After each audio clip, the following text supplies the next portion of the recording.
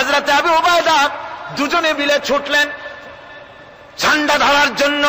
ওনারা বলেন এগিয়ে গিয়ে দেখি সামনের পরে দূরে পতাকা উঠতেছে। ভাবলাম আমরা যাওয়ার আগে ইসলামের পতাকা কে ধারণ করলো।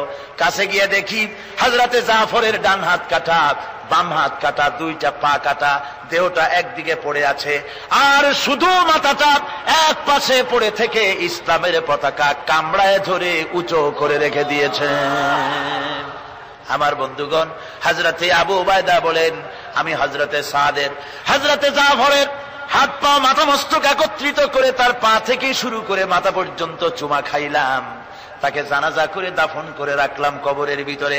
রাতের বেলায় স্বপ্নে দেখি হযরতে জাফর আল্লাহর জান্নাতের ভিতরে ফেরেশতাদের সঙ্গে উড়ে বেড়াতেছেন।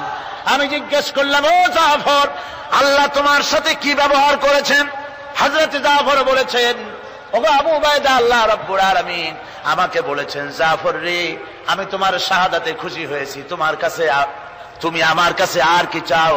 হযরতে জাফর বলেন, আয় আল্লাহ পাক, কিচ্ছু চাই না, শুধু একটা দাবি, দুনিয়ায় তুমি মেহেরবানি করে আমাকে পাঠায়া দাও আর একবার যদি যেতে পারি, তাহলে তোমার দুনিয়ার বুকে তোমার দিন কায়েমের জন্য কাফেরদের বিরুদ্ধে লড়াই করে আমার জীবনটা আর একবার দিয়ে আসি। আমার বন্ধুগণের জন্য আল্লাহ রাসূল বলেছেন, হাদিস শরীফে এসেছে, আমার ইচ্ছে হয় জিহাদ করি, শহীদ হই, আবার যদি জিন্দা হই, আবার জিহাদ করি, শহীদ হই, আবার যদি জিন্দা হতে পারি তাহলে আবার জিহাদ করি, আবার শহীদ হই। যেহেতু শাহাদাতের মওতের মতো এত বড় মর্যাদা সম্পন্ন মওত আর পৃথিবীতে হতে পারে না।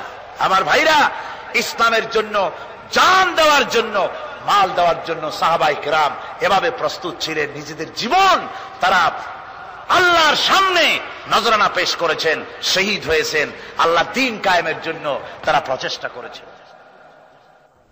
আল্লাহর পথে যারা জিহাদ